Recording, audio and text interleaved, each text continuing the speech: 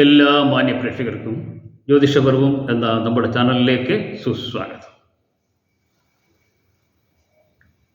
രവി അഥവാ സൂര്യൻ ഒരാളുടെ ഗ്രഹനിലയിൽ ഓരോ ഭാവത്തിൽ നിന്നാൽ ഉണ്ടാകാവുന്ന ഗുണദോഷ ഫലങ്ങളെക്കുറിച്ചാണ് നമ്മളിന്ന് ചിന്തിക്കുന്നത്. ആത്മകാരകനും പ്രാണകാരകനും പിതൃകാരകനും ഒക്കെയായ സാക്ഷാൽ സൂര്യൻ വളരെയേറെ ഗുണാനുഭവങ്ങൾ നൽകുന്ന ഒരു ഗ്രഹമാണ്. ഔദ്യോഗിക രംഗത്തൊക്കെ ഉയർന്ന നിലയിലെത്തുന്നവർക്ക് രവിയുടെ ഒരു പ്രാധാന്യത്തെക്കുറിച്ച് നന്നായി മനസ്സിലാക്കാനും കഴിയുന്നതായിരിക്കും. നേരെ മറിച്ച് രവി ചില പ്രത്യേക ഭാവങ്ങളിൽ നിന്നാൽ, അതായത് എല്ലാ ഭാവങ്ങളും രവി ഒരുപോലെ ഗുണപ്രദമല്ലെന്നർത്ഥം. ചില ഭാവങ്ങളിൽ രവി ദോഷകാരിയായിട്ടും മാറാറുണ്ട്. നമുക്കെന്തായാലും 12 ഭാവങ്ങളിലൂടെയും ഒന്ന് കടന്നു പോകാം. രവി ആർക്കൊക്കെയാണ് ഗുണവും ദോഷവും ചെയ്യുന്നതെന്നുള്ളതിനെ കുറിച്ച് നമുക്ക് ചിന്തിക്കാം. അപ്പോൾ രവിയുടെ ലഗ്നത്തിൽ നിന്നാലുള്ള ഗുണദോഷങ്ങളെ കുറിച്ച് ആദ്യം നമുക്ക് ചിന്തിക്കാം. ഇത് നമ്മൾ ഗ്രഹനില അനുസരിച്ച് പറയുന്ന ഫലങ്ങളാണ്. എന്നുവെച്ചാൽ നക്ഷത്രത്തെ അടിസ്ഥാനമാക്കി അല്ല എന്നർത്ഥം. എല്ലാ നക്ഷത്രക്കാർക്കും ഒരുപോലെ ബാധകമായിട്ടുള്ള കാര്യമാണ്. എല്ലാവർക്കും ജനിക്കുമ്പോൾ ഗ്രഹങ്ങൾ എവിടെയൊക്കെ നിൽക്കുന്നു എന്നുള്ളതിൻ്റെ അടിസ്ഥാനത്തിൽ ഗ്രഹനിലയ്ക്ക് ആനുപാതികമായിട്ടാണ് രവിയുടെ ഓരോ ഫലങ്ങളും ഞാനിപ്പോൾ പറയുന്നത്. എന്ന് മനസ്സിലാക്കുക. രവി ലഗ്നത്തിൽ നിന്നാൽ, ഗ്രഹനിലയിൽ ലഗ്നം എന്നെഴുതിയിരിക്കുന്ന ഭാഗത്ത് നിന്ന് ലഗ്നത്തിൽ നിന്നാലുള്ള ഫലങ്ങളെക്കുറിച്ച് ആദ്യം പറയാം. രവി ലഗ്നത്തിൽ നിന്നാൽ മുടി കുറഞ്ഞവനായും മുടി കുറവുള്ളവരായും ആണുങ്ങളെ സംബന്ധിച്ച് ഭാവിയിൽ കഷണ്ടി ഉണ്ടാകാനുള്ള സാധ്യതകളും ഉണ്ട്. അതുപോലെ തന്നെ നയന രോഗങ്ങൾക്കുള്ള സാധ്യതകളും ഉണ്ട്. അതുപോലെ അല്പം മടിയൊക്കെ ഉള്ളവരായിരിക്കും ലഗ്നത്തിൽ രവി ഉള്ളവർ. എങ്കിലും ഇവർക്ക് നന്നായി സംസാരിക്കുവാനും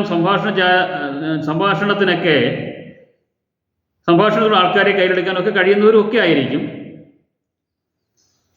ഒപ്പം അല്പം മുൻകോപമുള്ളവരുമായിരിക്കും. എന്നാൽ ആത്മാഭിമാനികളായിരിക്കും. ഇതൊക്കെയാണ് പൊതുവേ ലഗ്നത്തിൽ നിന്നുള്ള ഫലങ്ങൾ എന്ന് പറയുന്നത്.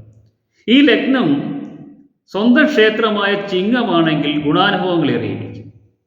അതുപോലെ തന്നെ ഉച്ചക്ഷേത്രം, രവിയുടെ ഉച്ചക്ഷേത്രം എന്ന് പറയുന്നത് മേടമാണ്. മേടത്തിലാണ് രവി നിൽക്കുന്നതെങ്കിൽ ഗുണഫലങ്ങൾ വളരെയേറെ ഉണ്ടാവുകയും ദോഷഫലങ്ങൾ കുറയുന്നതുമായിരിക്കും. പക്ഷേ ഈ 2 ക്ഷേത്രങ്ങളിൽ നിന്നാലും നയന രോഗങ്ങൾക്കുള്ള സാധ്യത വളരെ കൂടുതലായിരിക്കും. പ്രത്യേകിച്ച് ചിങ്ങത്തിൽ നിന്നാൽ നിശാന്തത, രാത്രിയിൽ കാഴ്ച കുറയുന്നവരായി കണ്ടുവരുന്നുണ്ട് എന്നുള്ളതാണ് ഒരു പ്രത്യേകത.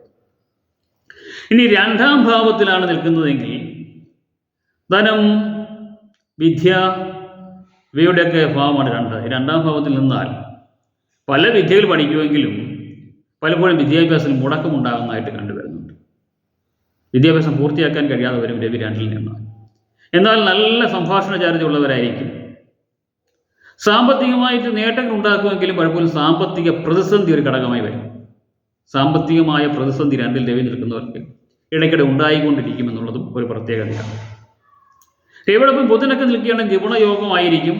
അങ്ങനെയുള്ളവർ സയൻസിലും നിഗൂഢശാസ്ത്രങ്ങളിലും ആസ്ട്രോളജിയിലും ഒക്കെ വളരെ താല്പര്യമുള്ളവരും അതിലൊക്കെ ഉയർന്നു വരുന്നവരുമായിട്ടൊക്കെ കണ്ടുവരാറുമുണ്ട്.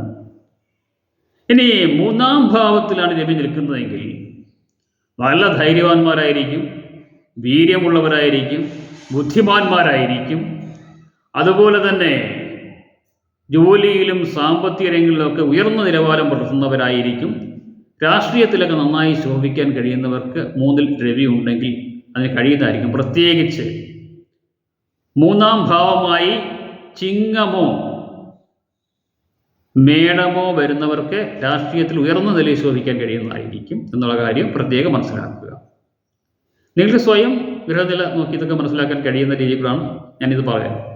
ഇനി 4ാം ഭാവത്തിലാണ് നിങ്ങളുടെ രവി നിൽക്കുന്നത് എങ്കിൽ ചിങ്ങമോ മേടമോ ആണെങ്കിൽ ഗുണാനുഭവങ്ങൾ കൂടിയിരിക്കും. എന്നാൽ മറ്റ് ഏത് ക്ഷേത്രങ്ങളിൽ നിന്നാലും മാതാപിതാക്കളിൽ നിന്നുള്ള ഗുണാനുഭവങ്ങൾ ലഭിക്കാറില്ല എന്നുള്ളതാണ് ഒരു വസ്തുത.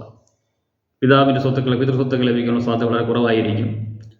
കുടുംബത്തിൽ നിന്ന് അകന്ന് താമസിക്കേണ്ടതായ അവസ്ഥ വരിക, സാമ്പത്തികമായി പലതരത്തിലുള്ള പ്രതിസന്ധികളിൽ ചെന്നപ്പെടുക,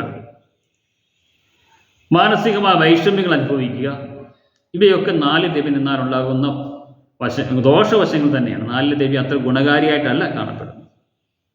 ഇനി 5-ാം ഭാവത്തിലേക്ക് പോയി കഴിഞ്ഞാൽ 5-ൽ രവി നിൽക്കുന്നവർ നല്ല ബുദ്ധിശക്തി ഉള്ളവരായിരിക്കും, നല്ല ബുദ്ധിമാന്മാരായിരിക്കും, മന്ത്രിവരെയാകാൻ യോഗ്യത ഉള്ളവരാണ്. മേടത്തിലൊക്കെ 5-ൽ രവി നിൽക്കുന്നവർ. മറ്റ് യോഗങ്ങളൊക്കെ ഉണ്ടെങ്കിൽ രവി 5-ലെ രവിയെ കൊണ്ട് അങ്ങനെയൊക്കെയുള്ള ഗുണം ഉണ്ടെങ്കിൽ പോലും സന്താന കാര്യത്തിൽ ക്ലേശങ്ങൾ അനുഭവിക്കേണ്ടതായിട്ട് വരും. 5-ൽ രവി നിൽക്കുന്നവർക്ക് പലപ്പോഴും താമസിച്ചായിരിക്കും സന്താനങ്ങൾ ഉണ്ടാകുന്നത്.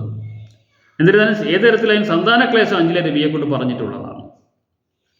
ഇനി 6-ാം ഭാവത്തിലാണ് രവി നിൽക്കുന്നതെങ്കിൽ അവർക്ക് ശത്രുക്കളുടെ മേൽ വിജയം നേടാൻ കഴിയുന്നവരായിരിക്കും, രോഗങ്ങളൊക്കെ കുറഞ്ഞവരായിരിക്കും, ഉയർന്ന സാമ്പത്തിക നേട്ടം ഉണ്ടാകുന്നവരായിരിക്കും, ഉദ്യോഗത്തിലും സാംസ്കാരിക രംഗങ്ങളിലുമൊക്കെ ഉയർന്ന നിലയിൽ പ്രവർത്തിക്കുന്നവരായിരിക്കും. അങ്ങനെ വളരെയേറെ ഗുണാനുഭവങ്ങൾ 6-ലെ രവി നൽകുന്നുണ്ട്. മറ്റ് പല ഗ്രഹങ്ങൾക്കും 6-ാം ഭാവം അത്ര ഗുണമല്ലെങ്കിൽ രവി വളരെയേറെ ഗുണാനുഭവം നൽകുന്നൊരു ഭാവമാണ് 6-ാം ഭാവം എന്ന് പറയുന്നത്. ഇനി 7-ലാണ് രവി നിൽക്കുന്നതെങ്കിൽ വിവാഹകാര്യത്തിൽ പലതരത്തിലുള്ള തടസ്സങ്ങൾ ഉണ്ടാകുകയോ അല്ലെങ്കിൽ വിവാഹത്തിന് ശേഷം ഭാര്യയും ഭർത്താവും 2 സ്ഥലത്തായിട്ട്, അതായത് ജോലി സംബന്ധമായിട്ടും മറ്റുമൊക്കെ അകന്ന് കഴിയേണ്ടതായിട്ടൊക്കെ വരാം. അഭിപ്രായ വ്യത്യാസങ്ങളൊക്കെ ഭാര്യ ഭർത്താക്കന്മാർക്കിടയിൽ ഉണ്ടാകാനുള്ള സാധ്യതകളൊക്കെ 7-ലെ രവിയെ കൊണ്ട് പറയാവുന്നതാണ്. എന്നിരുന്നാലും ജോലി സംബന്ധമായ ഉയർച്ചയും സാമ്പത്തിക നേട്ടങ്ങളും ഒക്കെ ഉണ്ടാകുന്നതായിരിക്കും. ഈ പറയുന്ന ഒരു ദോഷം പലപ്പോഴും ബാധിച്ച് കാണാറുണ്ട്. ഇനി അഷ്ടമത്തിൽ 8-ാം ഭാവത്തിൽ രവി നിൽക്കുന്നവർക്ക് ദീർഘായുസ്സിന് കുറവ് അനുഭവപ്പെടുന്നതായി കണ്ടുവരുന്നുണ്ട്. രവിയും ചന്ദ്രനും കൂടി നിൽക്കുകയാണെങ്കിൽ ദീർഘായുസ് കുറഞ്ഞിരിക്കുന്ന കാര്യം ഉറപ്പാണ്. അതുപോലെ തന്നെ പലതരത്തിലുള്ള രോഗങ്ങളെ, പ്രതിസന്ധികളെ, പ്രശ്നങ്ങളൊക്കെ അഷ്ടമത്തിൽ രവിയൊക്കെ ഉണ്ടാകാവുന്നതാണ്.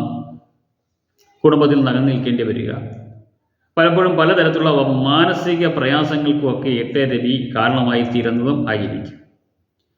9-ാം ഭാവത്തിലാണ് രവി നിൽക്കുന്നതെങ്കിൽ അത് ചിങ്ങമോ മേടമോ ആണെങ്കിൽ വളരെയേറെ ഗുണാനുഭവങ്ങൾ ലഭിക്കുന്നതായിരിക്കും. പിതാവിൻ്റെ സ്വത്ത് ലഭിക്കുന്നതായിരിക്കും, ഗുരുക്കന്മാരുടെ അനുഗ്രഹങ്ങൾ ലഭിക്കുന്നതായിരിക്കും, നല്ല ഈശ്വരവിശ്വാസികളും ഒക്കെ ആയി തീരുന്നതായിരിക്കും.